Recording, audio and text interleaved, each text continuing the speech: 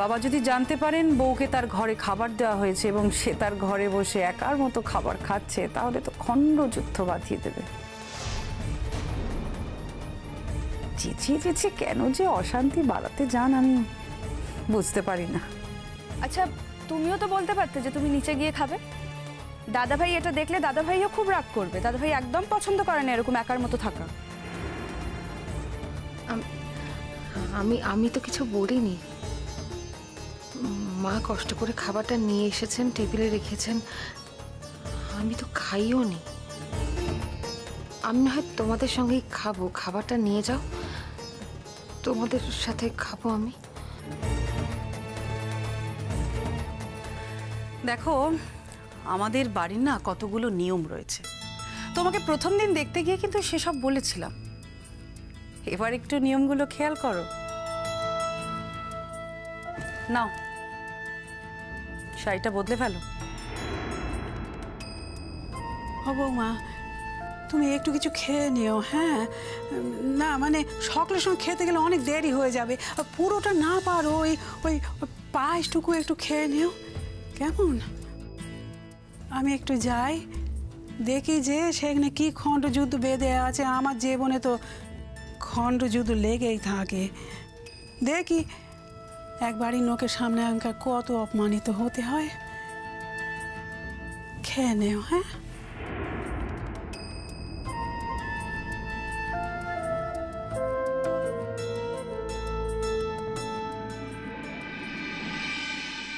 এই পায়েসটা কি তুমি খাবে এখন? না। তাহলে নাও, ঝপাঝপ শাড়িটা পরে রেডি হয়ে নাও। আর হ্যাঁ, সবার জন্য যখন খাবার তৈরি হবে, সবাইকে যখন আমরা খাবার দেব, তখন তোমাকেও আমরা ডেকে নিয়ে যাব, কেমন? আচ্ছা। এসে থেকে জুজুর খোঁজ করেছো?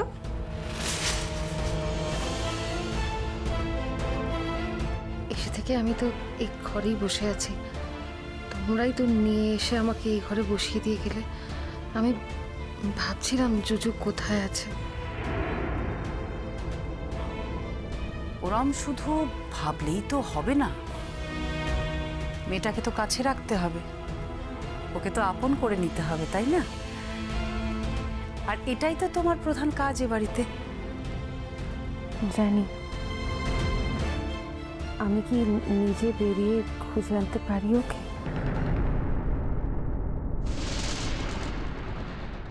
ওই তো জুজু এখানে এসে দাঁড়িয়েছে,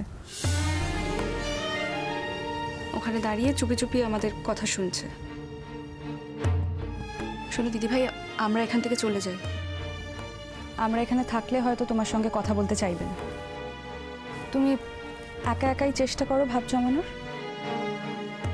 শুধু মনে রেখো যে যদি দাদাভাই জানতে পারে যে তুমি ভাব জমিয়ে উঠতে পারোনি, তাহলে কিন্তু আমার এই বাড়িতে থাকাটা হবে না, আমি জানি সেটা। তা জানোই যখন, তখন প্রথম দিন থেকেই যে উদ্দেশ্যে বাড়িতে এসেছো সেটাই সফল করার চেষ্টা করো। চলে আয় কথা।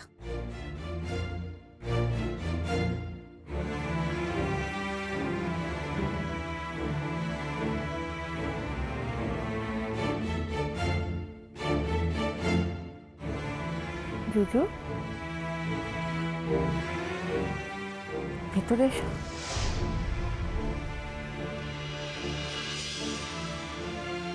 কি হলো, আসবে না তুমি? এখানে চুপি চুপি লুকিয়ে লুকিয়ে কি দেখছো? ভেতরে এসো তুমি। তুমি এই ঘরে বসেছো কেন? আমি তো জানি না মা, ওরা সবাই আমাকে ঘরে বসতে দিয়েছে তাই বসেছে। এটা আমার মামামের ঘর, এখানে আমার মামাম থাকতো, তুমি এখানে বসবে না। আচ্ছা ঠিক আছে, কেউ আসুক, এলেই আমি বলবো আমাকে অন্য ঘরে নিয়ে যেতে। তুমি আমার কাছে আসবে না? একটু কাছে এসো, মায়ের সাথে কত গল্প হলো, একটু আমিও শুনি কি কথা হলো মায়ের সাথে। এত আমি আমার মামামের সঙ্গে কি কথা বলেছি সেটা আমি তোমাকে কেন বলতে যাব? ঠিক আছে, বলতে হবে না। তাহলে স্কুলের গল্প বলবে তো? তোমার স্কুলে কজন বন্ধু আছে? তোমাকে না আমার একটুও ভালো লাগে না, একটুও না। আমি চাই না তুমি আমাদের বাড়িতে থাকো, তাই আমি আমার কোনো স্কুলের গল্প তোমাকে করছি না, বুঝেছো? আচ্ছা বেশ, তোমার আমার ভালো নাই লাগতে পারে, কিন্তু আমার তো তোমার খুব ভালো লাগে। আমরা তো দুজন বন্ধু হতে পারি, তাই না? আমিও তোমার জন্য একটা ছোট্ট জিনিস নিয়ে এসেছি।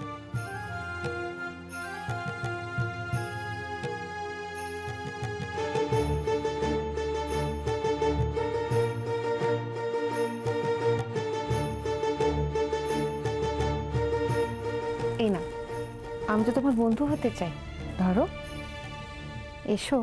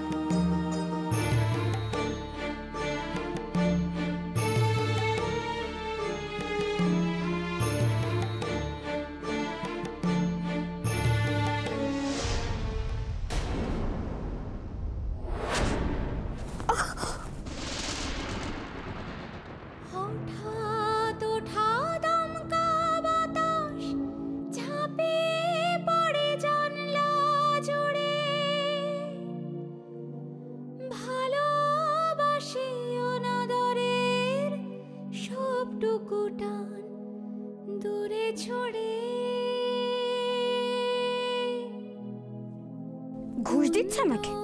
ঘুষ দিচ্ছ? তুমি কি ভাবলে ঘুষ দিয়ে তুমি আমাকে আপন করে নিতে পারবে? কখনো না। আমি তোমাকে কোনোদিনও মাম্মাম বলে ডাকবো না, কোনোদিনও না। তোমার সঙ্গে আমি কখনো কথা বলবো না। কি করবে তুমি? বাবাকে নালিশ করবে, তাই তো? যাও, বাবাকে গিয়ে নালিশ করো। বাবা কি করবে? আমাকে মারবে। মারুক বাবা আমাকে, আমার না তাতে বয়ে গেছে। তোমার সঙ্গে আমি কোনোদিনও ভাব করব না, করব না আমি, বুঝেছো?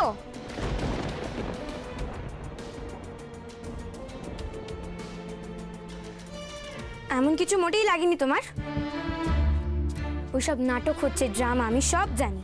আসলে বাবাকে আমার নামে নালিশ করবে বলে সব ড্রামা হচ্ছে। আর তোমাকে কে বলেছিল ওগুলো নিয়ে আমার কাছে আসার জন্যে? তাই তো আমি ওগুলো ছুঁড়ে ফেলে দিলাম।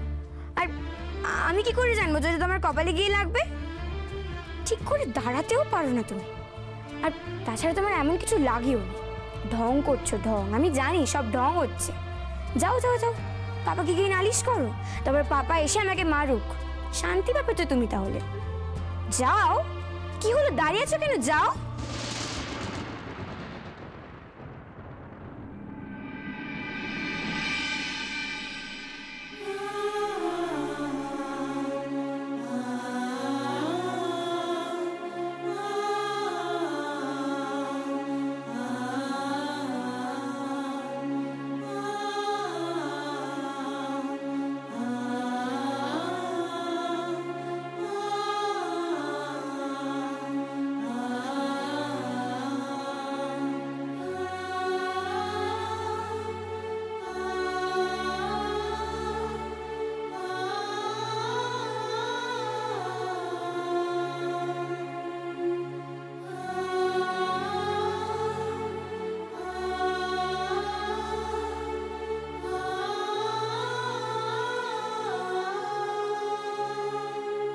বড় বৌমা, হ্যাঁ নিয়ে এসো। এই যে মা।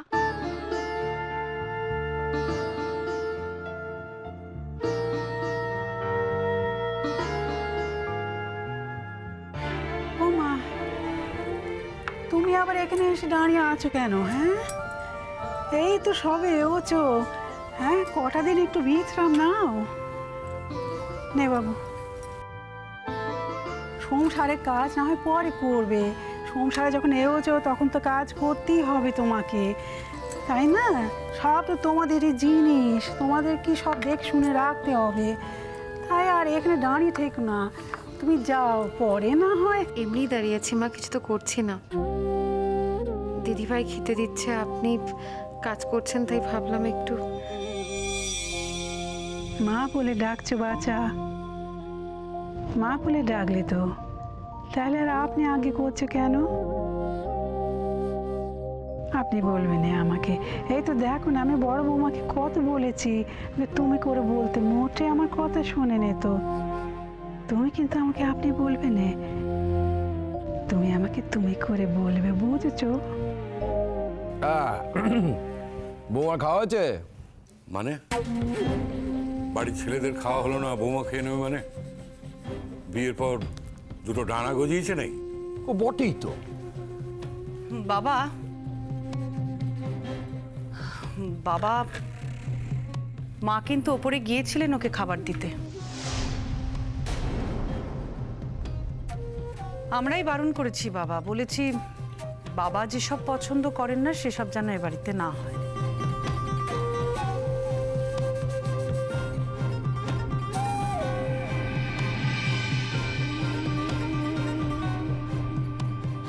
কি হলো?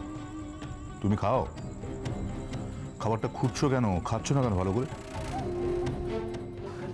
আমি খাইয়ে দেবো তোমায় চুচু। না,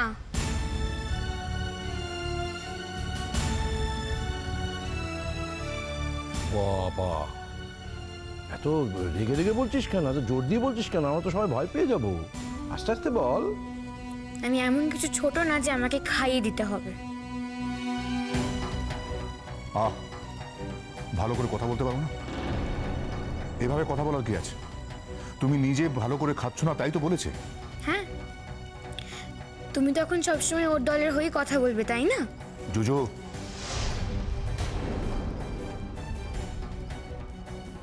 আচ্ছা ঠিক আছে। জুজু, জুজু, তুমি কি আর কিছু নেবে? বড় বৌমা শোনো, তোমার শ্বশুরমশাই শেষ পাতেও একটু ক্ষীর খেতে ভালোবাসেন, বানিয়েছি, আনতে ভুলে গেছি, তুমি একটু নিয়ে এসো না। আমি জানি, আনছি। বৌমাকে ওপরে খেতে দিতে গিয়েছিলে, তো তোমার হঠাৎ এই বিপ্লব ঘটাবার কারণটা কি? তুমি আমাকে বলছো? তো বলবোটা কাকে? বিপ্লব করলে তুমি, বলবো অন্য লোককে? তুমি যে কি বলছো আমি তো কিছু বুঝতে পারছি না। অত খটো মটো শব্দ কি আমি বুঝতে পারি নাকি? ওই যে নতুন বউয়ের ঘরে খাবার নিয়ে গিয়েছিলে, তা এখন থেকে দল ভারী করতে চাইছো নাকি?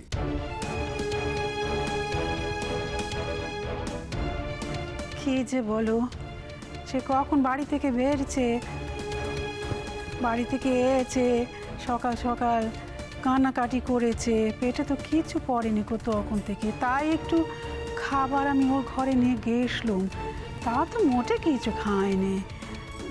আর বড় বৌমা যখন তা বললো তখনও তো। এটা কোনো কথা নয় মা। যে নিয়মটা বাড়ির সকলে মেনে চলে, যে নিয়ম বাড়ির সকলের জন্য, সেই নিয়মটা তো ওকেও মেনে চলতে হবে। প্রথম দিন থেকেই ওকে সেই নিয়মের ব্যাপারে কিচ্ছুটি না বলে আপনি পুরো উল্টো কাজটা করলেন। এতই যদি ওকে খাওয়ানোর ইচ্ছে, তাহলে ভাত ছাড়া তো অন্য কিছু দিতে পারতেন, মিষ্টি টিষ্টি দিতেন। তা না, আপনি একেবারে ভাতের থালা সাজিয়ে ওপরে চলে গেলেন যাতে ও দুপুরবেলার খাবারটা খেয়ে নিতে পারে। তোমার এই সপ্তাহতেই বাড়াবাড়ির অভ্যাসটা কিছুতে গেল না মা। এত হ্যাটা খাও, পাঁচজনে এত কথা শোনায়, তাও তোমার শিক্ষা হয় না? আরে অদ্ভুত মানুষ তো তুমি। দুটো খাবার নিয়ে গেছলাম, তাতেই যদি একটু ভুল হয়ে থাকে, তাতেই যদি তোমরা আমাকে এত কথা শোনাও, তাহলে তো আমার কিচ্ছু বলার নেই কো। মা, কথা শোনানোর মতো কাজটা তো তুমি করো। এই কাজটা তোমায় কে করতে বলেছিল বলো তো? এই যে ছোট বৌমা, তোমার ঘরে মায়ের খাবার নিয়ে যাওয়াটা তোমার অ্যালাউ করা একদম উচিত হয়নি। দাদা ভাই, আমি অ্যালাউ করার কে? মা ভেবেছিলেন আমার বোধহয় খিদে পেয়েছে, তাই খাবার নিয়ে এসেছিলেন। দিদিভাই বলার পর তো সেই খাবার আমি খাইনি। এরপর থেকে মা যদি এমন কিছু করেন আমি মাকে মানা করব, আমিও কোনোদিন এমন কিছু করব না। কতটা মনে থাকে যেন। ইউরেকা পাওয়া গেছে। বুঝলে দাদা, রবীন্দ্রনাথ ঠাকুরের একটা নাটক আছে অচলায়তন, বুঝলি ওই মন্নু। আমি তখন থেকে ভেবে যাচ্ছি যে ছাত্রদের নিয়ে আমি কি নাটক করব। এইবার বুঝতে পেরেছি, অচলায়তন করব, বুঝলি? ভালো ভালো। তোমার এত হাসির কি হলো আমি তো বুঝতে পারছি না। কি যে করো, কি যে বলো, এখন হঠাৎ আবার হেসে উঠলে কেন, কিছুই তো বুঝতে পারছি না। না দাদা, সারাটা জীবন তো এই সংসার আর বিষয় আশয় নিয়ে থাকলে তার বাইরে কিছু দেখলে না। রবীন্দ্রনাথ ঠাকুরের একটা নাটক আছে অচলায়তন, এ বাড়ির সঙ্গে খুব ভালো যায়।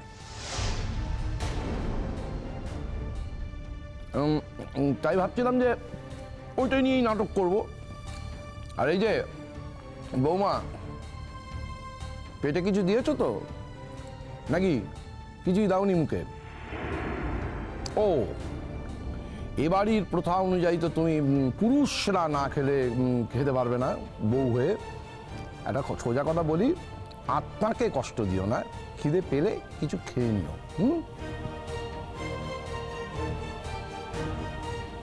আমার খিদে পাইনি মেচকা।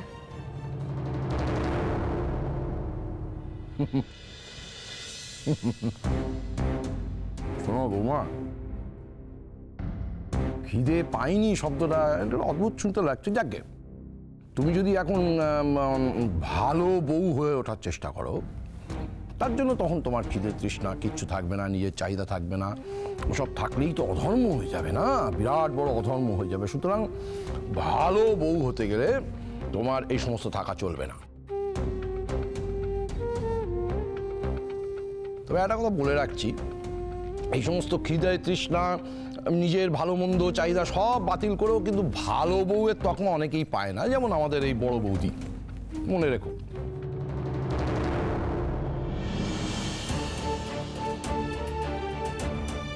শুরু হয়ে গেল লেকচার। হ্যাঁ, বাড়িটাকে তো কলেজ মনে করো, আমরা সবাই তোমার ছাত্রছাত্রী। ভালাই ষাট, তুমি আমার ছাত্র হতেই হবে কেন? বিশ্বাস করো দাদা, তুমি যদি আমার ছাত্র হওয়ার চেষ্টাও করো, তাহলে আমি নির্বাসনে চলে যেতে বাধ্য হব। বিশ্বাস করো, নির্বাসনও নয়, প্লিজ এটা বিশ্বাস করে নাও। আমি এই দেশ ছেড়ে চলে যাব, এটা বিশ্বাস করলে তো? বিশ্বাস করলে? বেশি বাড়াবাড়ি করিস না।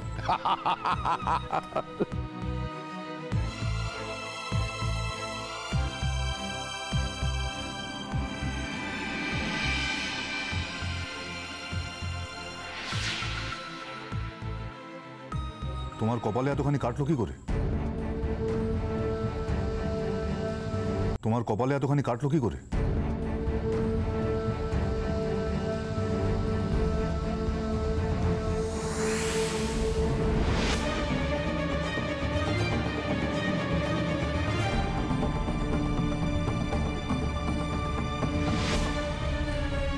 আমার সে কি গো, কাটলো কি করে? দেখি দেখি। ও বাবা, তাই তো, কি করে হলো? হ্যাঁ, দেখে শুনে হাঁটনি নিশ্চয়ই। আরে বাবা, একটু খেয়াল করে হাঁটতে চলতে হয় তো, নতুন জায়গা, এমনিতেও তো বাড়িটা চিনতে তোমার সময় লাগবে। কাটলো কি করে?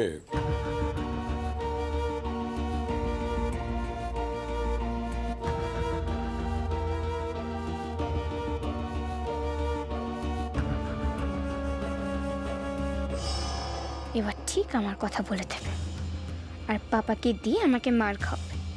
বলো না, বলো। বললেই কি আমিও একেবারে ভালো মেয়ে হয়ে যাব নাকি? এরপর দেখিনি আমি কি করি তোমার সাথে। কি আশ্চর্য! আরে আমি একটা কথা জানতে চাইছি তো, কাটলো কি করে এতটা? তুমি ওষুধ লাগিয়েছো? না, কমে যাবে। ও না না, ভালো বউ হতে গেলে তো ওইসব কেটে যাবে, ছিঁড়ে যাবে, পুড়ে যাবে, ঝলসে যাবে, তবু কোনো অবস্থাতেই ওষুধ লাগানো যাবে না, তাহলে ভালো বউ হওয়া যাবে না। আমি তোমার একটা কথা বলি, কেটে যদি যায়, তার থেকে যদি ইনফেকশন হয়ে যায়, তাহলে আবার কাজকর্ম করা হবে না, তখন কিন্তু ভালো বউয়ের তকমাটা চলে যাবে। হ্যাঁ, সুতরাং সেটা একটা বিরাট বড় অপরাধ বলে গণ্য হবে। তার থেকে আমি তোমাকে বলছি, শোনো, ওষুধটা লাগিয়ে নাও, চুপি চুপি হলেও ওষুধটা লাগিয়ে নাও। সবসময় ঠাট্টা তামাশা করো না তো, এই তোমার এক রোগ। তা কাটলে কি করে? কি হলো, কথার উত্তর দিচ্ছ না কেন? তো অনেকটা ডিপ হয়ে কেটেছে, এতক্ষণ তো ওষুধ লাগানো উচিত ছিল। আরে তোমাকে সবাই মিলে একটা কথা জিজ্ঞেস করছি, উত্তর দিচ্ছ না কেন? ওই লেগে গেছে আচমকা, আমি ওই আচমকা ওই খাটের পাশে লেগে গেছে।